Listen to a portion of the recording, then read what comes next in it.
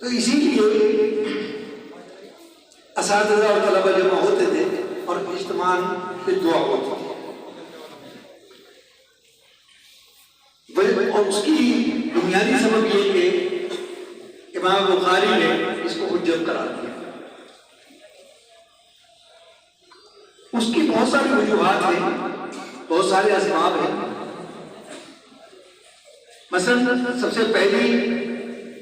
قبولیت کی حجت اور علت جو ہے وہ یہ کہ کلام نبوی ہے، نبی کریم علیہ السلام کا کلام ہے، ظاہر ہے کہ اس میں تقدس کی جو شان ہو سکتی ہے اس سے عرفہ اور اعلیٰ کوئی شان ہو ہی نہیں سکتی، اور اس کو مرتب اور مدون پڑھنے والی ذات امام بخاری رحمہ اللہ، جنہوں نے فرمایا ہے کہ جب میں کوئی حدیث درج کرتا تھا تو یہ تعامل ان کا تھا کہ وہ پہلے غسل کرتے تھے، اس کے بعد 2 رکعت نفل ادا کرتے تھے، اور پھر اس کے بعد انشراح صدر کے لیے دعا کرتے تھے، مطلب مجھے انشراح عطا فرما، شرح صدر عطا فرما، اور جب کوئی اطمینان قلب نصیب ہو جاتا تھا من جانب اللہ یا بلغ من اللہ، تو پھر اس کے بعد اس حدیث کو درج کرتے تھے۔ بخاری شریف کے اندر کم از کم 7,000 یا کم و بیش احادیث ہیں، تو گویا اس کا مطلب یہ ہوا کہ 14,000 رکعات ادا کی، 14,000 مرتبہ غسل کیا گیا اسی نیت سے، 14,000 مرتبہ دعائیں مانگی، 7,000 مرتبہ دعائیں مانگی، تو 12 تقدس کی وہ شانیں، تو ظاہر ہے اگر یہ حجت نہیں ہوگی تو اور بہت ہو۔ دوسرے محدثین کے یہاں یہ اعتنا اور یہ اہتمام نہیں ملتا، یہی وجہ ہے کہ بخاری شریف کا جو درجہ کہ اصح الکتب بعد کتاب اللہ وہ درجہ حاصل ہے، تو اس کی بہت ساری وجوہات ہیں۔ آج وہ سلسلہ پر سلسلہ ہوتے ہوئے آج آپ تک پہنچے۔ ابھی آپ درس بخاری کا آخری سبق ہوگا، اور اس کے بعد حضرت شاہ صاحب دامت برکاتہ اس کی اور بیان فرمائیں گے، اور پھر اس کے بعد دعا ہوگا۔ امتحان میں کامیابی کے بعد وہ سند دی جاتی ہے بشرطِ کامیابی، تو وہ سند اس بات کی نہیں ہے کہ آپ نے آج آخری حدیث پڑھی اور یہاں سے پڑھنے کے فوراً بعد آپ علامت الدہر ہو گئے، بلکہ یہ سند اساتذہ کے اعتبار اور اعتماد کی سند ہے کہ آپ کو سند اس بات کی دی جا رہی ہے کہ اساتذہ نے اعتماد کا اظہار کیا کہ آپ کے اندر وہ صلاحیت اور استعداد پیدا ہو گئی۔ باقی تجربات اور ممارسات، اس سے بھی گہرائی اور معرفت کے جو رموز ہیں وہ رفتہ رفتہ، لیکن اس کے لیے عمل شرط ہے کہ جو کچھ آپ نے پڑھا ہے اس پر عمل ہو۔ اس کے لیے سب سے پہلی چیز یہ ہے کہ جیسا کہ میں نے عرض کیا کہ یہ بڑا قبولیت کا موقع ہے، تو اس موقع پر خاص طور پر دعا یہ کرنی چاہیے کہ اللہ تعالیٰ عمل کی توفیق دے، کیونکہ علم ہو عمل نہ ہو تو انسان گمراہی کی طرف چلے جائے، اور وجہ یہ ہے کہ علم کا مزاج تعلی کا ہے، طرف کا ہے۔ ابلیس کو یہی تعلی تھی جو کبر کی طرف ہے، تو مجرد علم جو ہے وہ انسان کو، جو بغیر عمل ہے وہ انسان کو گمراہی کی طرف لے جائے گا، اور عمل ہو علم نہ ہو وہ بلا حاصل ہے۔ تو اسی لیے نبی کریم علیہ السلام نے جو اپنی بعثت کا مقصد بیان ہوا ہے، انما بعثت معلما، یہ میں معلم بنا کر گیا تاکہ لوگوں کو علم دیا جا سکے۔ دوسرا مقصد جو بیان فرمایا کہ انما بعثت لاتمم مکارم الاخلاق، کہ اخلاق کی درستگی کے لیے. تو ظاہر ہے کہ عمل ہوگا تو اخلاق بھی آئیں گے، خود کے بھی اصلاح ہوگی. کہ ایک شخص بہت بڑا عالم ہے لیکن اخلاق نہیں ہے تو وہ مرجع حقائق کیسے بنے؟ لوگ اس کے پاس کیسے جائیں؟ کیوں جائیں؟ کیونکہ اخلاق نہیں ہے. ایک شخص بہت با اخلاق ہے لیکن علم نہیں ہے، اس سے نفرت تو وہ بھی لحاظ ہے. تو علم ہو عمل نہ ہو،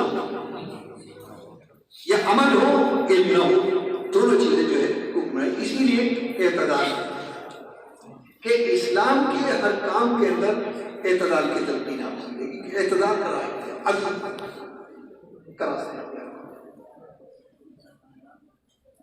اس اعتدال کے اندر استقامت وقت گزرنے کے ساتھ ساتھ تجربات کے ساتھ ممارست کے ساتھ وہ آئے گی. لیکن سب سے پہلی چیز توفیق ہے، کیونکہ کوئی بھی کام بغیر توفیق نہیں ہے ضرور پذیر ہو سکتا. تو سب سے پہلی چیز توفیق ہے. لہٰذا اس وقت کی سب سے عام ترین دعا رب کے لیے وہ یہ ہے کہ اپنے لیے توفیق طلب کریں کہ اللہ نے علم پیدا کیا اب ہمیں عمل کریں. اور جب آپ ارادہ کریں گے تو اللہ تعالیٰ کی طرف سے توفیق بھی آئے گی، کیونکہ اللہ کی توفیق اتنی سستی نہیں ہے کہ آپ اس کا ارادہ بھی نہ کریں اور توفیق مل جائے. تو پہلی چیز تو یہ ہے کہ اس موقع پر. دوسری چیز کہ اسلام پوری بنی نوع انسانی کی تاریخ اٹھا کر دیکھیں، اقوام اور انبیاء علیہ السلام کے جن میں مبعوث ہوئے ان اقوام کے آباء کو پڑھیں. اسلام دنیا کا وہ واحد مذہب ہے کہ جس نے سند کے استعمال کا اہتمام کیا، اس کی سند چلا. اور کیونکہ علم ہو اور بلا سند تو وہ مرجع حقائق نہیں بن سکتا. بہت سے لوگ ہیں جو اپنی قوت حفظ یا قوت مطالعہ کی بنیاد پر بہت اچھی صلاحیت پیدا کرتے ہیں، قوت بیان بھی ہے، قوت حفظ بھی ہے، دلائل بھی محفوظ ہے، اس کا انتباہ بھی کرنے کی صلاحیت موجود ہے. لیکن جب حجت کی بات آئے گی تو سب سے پہلے یہ معلوم کیا جائے کہ سند کیا، سند متصل ہے نہیں. اگر آپ کا علم متصل ہو رہا ہے نبی کریم علیہ السلام سے تو آپ حجت کو آپ کے ذات کو حجت کر رہے ہیں. بصورت دیگر کتنا ہی وہ علم لیکن وہ حجت نہیں ہے. یہ دوسری بات ہے کہ اس سے فوائد حاصل ہو. ایسے بہت سے لوگ کیونکہ آپ نے ایک کتاب آپ کی نظر سے گزری ہوئی المعجم المفارس من الفاظ القرآن اور دوسری ہے المعجم المفارس من الفاظ الاحادیث. یہ تقریباً غالباً 7-8 جلدوں میں یہ آج سے تقریباً لگ بھگ 35-40 سال پہلے کی بات ہے. اور طالب علمی کے دور میں بعد وہاں سے قاہرہ گیا اور وہاں سے میں یہ لے کر آیا. تو یہ سب سے پہلی کتاب تھی جس میں قرآن کے اشارے موجود تھے اور آیت یا کوئی کسی لفظ کے سہارے سے جو آیت نکالی جا سکتا ہے. غیر الفاظ کے لیے خاص طور پر وہ چیز جو علمی کام کر رہے ہیں ان کے لیے بڑی کارآمد ہے. لیکن کیا آپ کو معلوم ہے کہ اس کے مرتب وہ عیسائی کام بہت بڑا ہے، اس سے فائدہ امت مسلمہ کو ہوا. تو یہ ہے کہ علم وہی ہوگا جو سند متصل سے آپ کو حاصل وہی مرجع بنے گا. اور محدثین نے اس کا اہتمام کیا کہ نہ صرف یہ کہ روایت اور درایت کی سند کو محفوظ رکھ کیا بلکہ اس وقت پورا علم اسماء و رجال انہیں سے شعور پر آ گیا، ظاہر ہو گیا. یعنی عالمی مستشرقین چاہے وہ کتنا ہی بڑا معنی ہو یہاں پر بولی نہیں رکھ سکتا، اس لیے کہ یہ علم کسی بھی قوم کے بعد پہلے تعداد جس میں تقریباً 5 لاکھ افراد کے احوال کو درج کیا گیا کہ ان کے اساتذہ کون ہیں، ان کے شاگرد کون ہیں، ان کے معاصرین کون ہیں، ان کا مزاج کیسا ہے، ان کے قوت الحفظ کیسی ہے، یادداشتیں کیسی ہیں، ان کے تعاملات کیا ہیں، وہ ہر چیز کو درج کرتا ہے۔ ظاہر ہے کہ عظیم الشان یہ قابل فخر سرمایہ ہے۔ تو محدثین نے نہ صرف یہ کہ روایت اور درایت کو محفوظ کیا بلکہ احوال، کیفیات، افعال، اعمال ایک چیز کو ایک اور اس کو محفوظ کیا۔ ابھی جو آپ نے دراصل کی کچھ تو یہ حضرت شاہ صاحب رحمہ اللہ نے اس کی ترتیب اس کے اندر ایک چیز کی سند کو بیان کیا گیا۔ حضرت انس بن مالک سے مسافر کی سند جو آپ نے ابھی پڑھی، جب وہ سند حاصل ہوئی کہ آپ نے نبی کریم علیہ السلام کی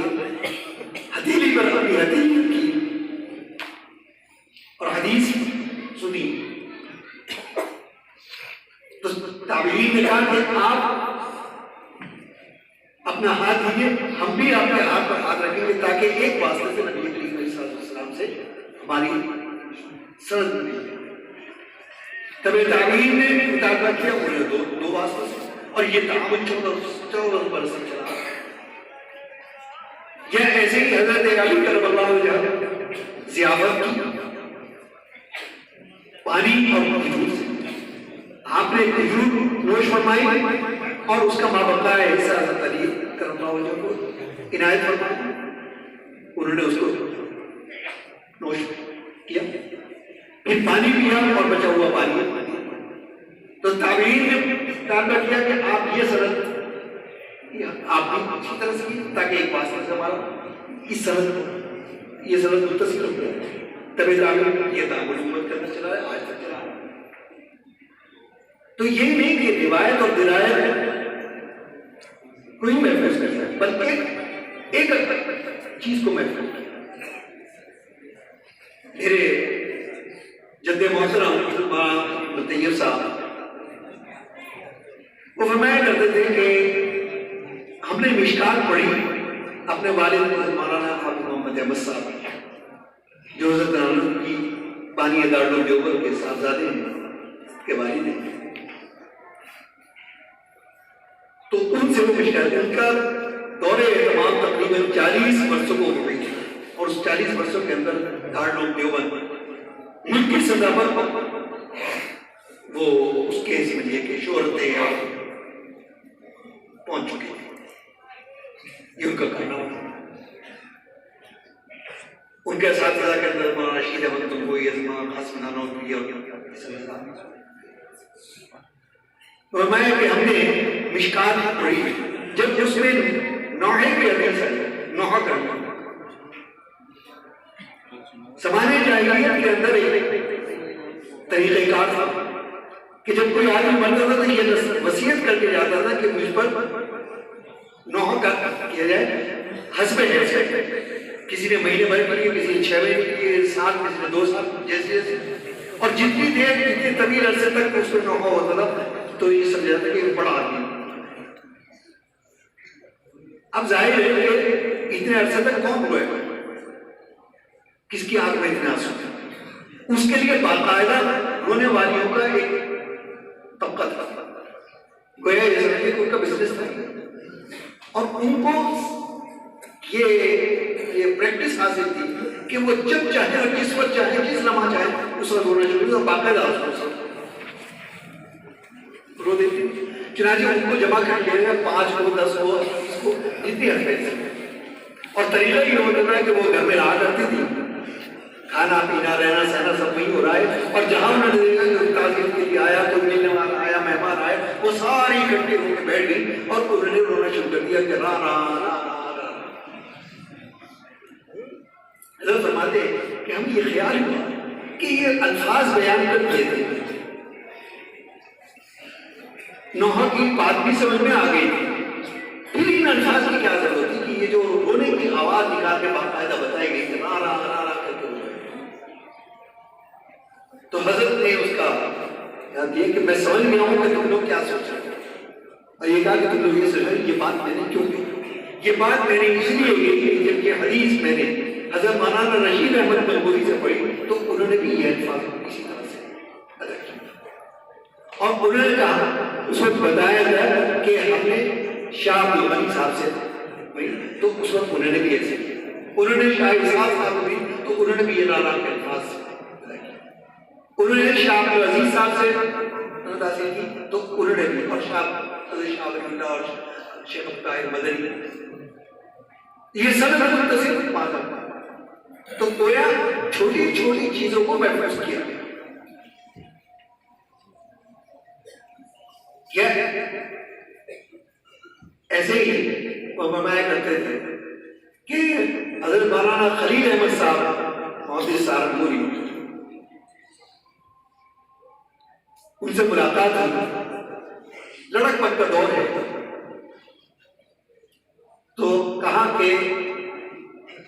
میاں طیب ہم چاہتے ہیں کہ تم سند ہے ایسا کرو تم سہارنپور آ. تو یہ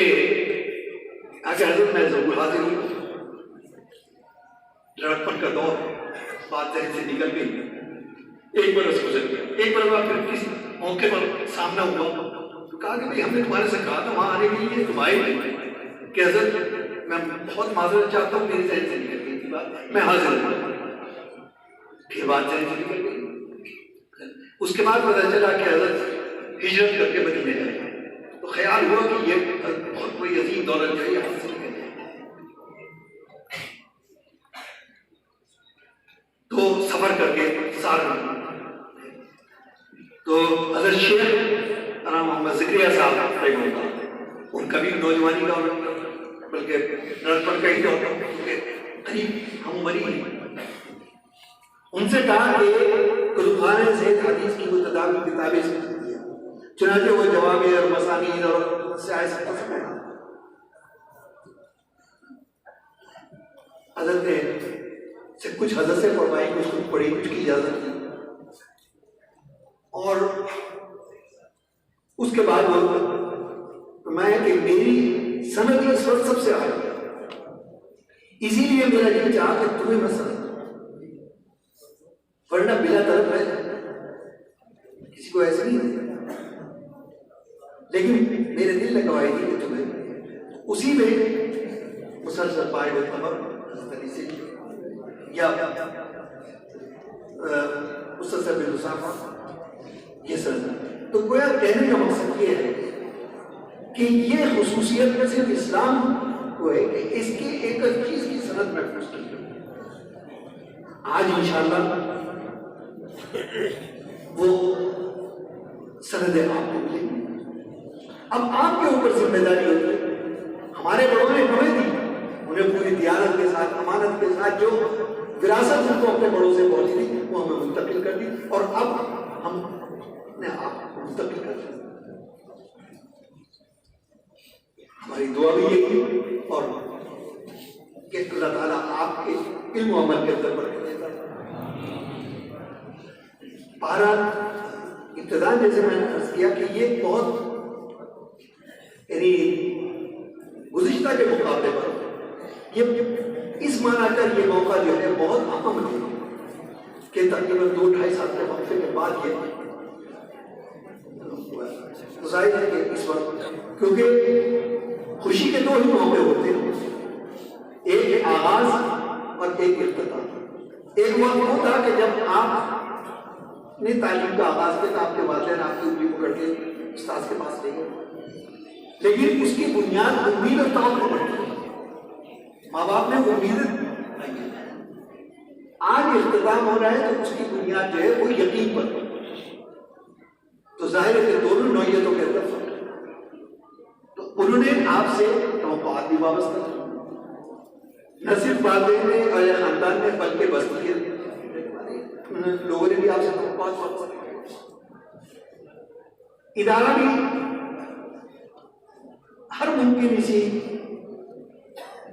مسلسل رہتے ہیں، ہم اسی کوشش پہ رہتے ہیں کہ جو آپ کی ضروریات ہیں، جو آپ کے طالبات ہیں، اس کو باہر احسن طریقے پر اور وہ پورا کیا جا سکتا ہے۔ آپ جانتے ہیں کہ لاک ڈاؤن ہوا تو اکثر مدارس کے اندر تعلیم کا نظام جو ہے وہ معطل تھا، لیکن دارالمعلومات دیوبند نے نہ صرف یہ کہ آن لائن تعلیم کا اہتمام کیا، بلکہ اور روایتی نہیں بلکہ اس کا خاص طریقے کا اور اس کے جو ماہرین ہیں ان کو بلایا گیا ہے، باقاعدہ سافٹ ویئر تیار کیا ہے، یعنی اس کا اعتراف بہت سے لوگوں نے کیا، اہل مدارس نے کیا کہ جتنا منظم نظام دارالمعلومات میں قائم ہوا شاید یونیورسٹیز میں نہیں بن سکتا۔ یہ الحمدللہ، کیونکہ ادارہ کے جو بنیادی اور اساسی عنصر ہے وہ دو ہی ہیں، ایک اساتذہ، ایک طلبہ، ظاہراً بھی اور باطناً بھی۔ تو ہماری کوشش یہی ہے کہ آپ کے لیے جو بھی سہولت فراہم کی جا سکے وہ اسے کرنے کی کوشش کی جائے، لیکن کیونکہ تعطل کے بعد اور ایک بحرانی دور سے گزرنے کے بعد نظام کو دوبارہ سے اس نہج پر لانا بہت محنت طلب اور وقت طلب، اس میں کوتاہیاں بھی ہوتی ہیں، کیونکہ ایک تو ہے کہ مسلسل نظام چلا آ رہا ہے، کوئی بڑی تسلسل ہے، لیکن جب تسلسل منقطع ہو گیا تو اس میں بہت سی کمیاں بھی رہ جاتی ہیں، کوتاہیاں بھی رہ جاتی ہیں، اور یقیناً ہماری تمام تر کوششوں کے باوجود ہمیں اس کا احساس ہے بہت سی کمیاں رہ گئی، شاید آپ لوگوں کو کچھ دقتوں کا بھی سامنا کرنا پڑا، اور یہ یقین رکھتے ہیں کیونکہ بنیادی عنصر اساتذہ اور طلبہ ہے، اس لیے ہم یہ یقین رکھتے ہیں اور اس بنیاد پر یقین رکھتے ہیں کہ یہ ادارہ آپ کا ہے، اس گلستان کے پھول اور گل جو ہے وہ آپ کی ہے، تو اس بنیاد پر ہمیں یقین ہے کہ جو کمیاں رہ گئی ہوں گی آپ اس کو درست کریں اور ان آباد کو سمجھتے ہوئے بہرحال ہماری کوشش ہے کہ آئندہ جو سال رواں کے اندر، کیونکہ درمیان سال میں تعلیم پھر اور اس کے باوجود بھی یہ ہر وقت خوف باقی رہتا ہے کہ پتہ نہیں کب گورنمنٹ کی گائیڈ لائن آ جائے، کب کیا موقع ہو، تو بہرحال یہ چیزیں اس میں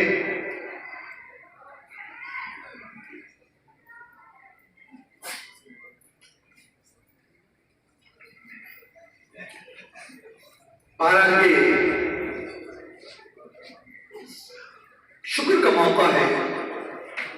کہ اللہ نے اس کی تکمیل فرمائی خیر کے ساتھ، عافیت کے ساتھ، اور آپ عرفت طالب علمی کے دور سے نکل کر اب ذمہ دارانہ دائرے عمل کے اندر قدم رکھنے جا رہے ہیں۔ اس کے جو تقاضے ہیں وہ آپ نے وقتاً فوقتاً اساتذہ سے آپ نے بعنوان نصیحت سنی، ان کو محفوظ نہ صرف یہ کہ ذہن کے اندر محفوظ رکھیں بلکہ عمل کے اندر اس کو لائیں، تاکہ کیونکہ عمل سے جو تاثیر پیدا ہو قوت بیان میں بھی اور دلوں کی تسکین کے لیے عمل جو ہے وہ بنیاد اور اساس اخلاص کے ساتھ جو بھی بات کہی جائے اس کے اثرات نہ صرف یہ کہ وقتی ہوں گے بلکہ بہت رس ہوں گے اور بہت دیر تک ہوں گے۔ دارالمعلومات کا قیام 1866 کے اندر ایک استاد ایک طالب، کوئی کہہ سکتا تھا کہ یہ عالمی مرکز بن جائے گا، کوئی کہہ سکتا تھا کہ میوات کے ویران اس علاقے کے ویران سی مسجد میں ایک شخص تو آدمی کو سامنے دعوت تبلیغ کا کام کرتا، یہ عالم تحریک بن جائے، یہ نظر کا اخلاص، یہ نیت۔ تو جب آپ نیت کریں گے تو اللہ تعالیٰ اخلاص بھی ادا کریں گے، اور اخلاص ادا ہوگا تو عمل کی توفیق ہوگی، عمل کی توفیق ہوگی تو تاثیر بھی پیدا ہوگی اور اس کے اثرات ہوگی، کیونکہ اسلام تو قیامت تک کے لیے ہے۔ مطالبات کو اگر دیکھے جائیں تو آج بھی وہی نہ زبان کو بیان میں آپ مخالفین کے روپے گرنے سے اس کی چیز متاثر نہ ہو، لیکن یہ کوئی عمل نہیں ہے، حضرت نوح علیہ السلام کے دور سے چلے، حضرت نوح علیہ السلام کے دور میں ان کو کیا کہا گیا، جنوب کہ یقیناً ہم تمہیں اپنے زمین سے اپنی جاؤ سے باہر بھیج دیں، یہ ہماری وجہ میں ہماری دین میں واپس ہے۔ الفاظ کے فرق کے ساتھ وہی ہے کہ یا ملک چھوڑ کر چلے جاؤ یا گھر واپس کرو، بات تو وہی ہے۔ لیکن جب یہ جانب اللہ کی طرف سے استقامت اور وہ عمل کے تاثر سے جب استقامت ہوگی تو پروپیگنڈا ہوتا رہے، اللہ کی نصرت اور معاونت اور اس کی مدد کوئی شامل رہے گی، اور انشاءاللہ حالات دوسرے آواز آتے گزر جاتے ہیں، اسے نہ مایوس ہونے کی ضرورت نہ ہمت ہارنے کی ضرورت، اپنا کام مثبت انداز سے، کیونکہ تعلیم و تعلم کے ذریعے سے جو اثرات مرتب ہوں گے انشاءاللہ اسی کی برکات سے بہت ساری چیزیں ہو جائیں گی۔ بہرحال اس وقت کوئی بہت لمبی چوڑی بات مجھے نہیں کہنی تھی، اب انشاءاللہ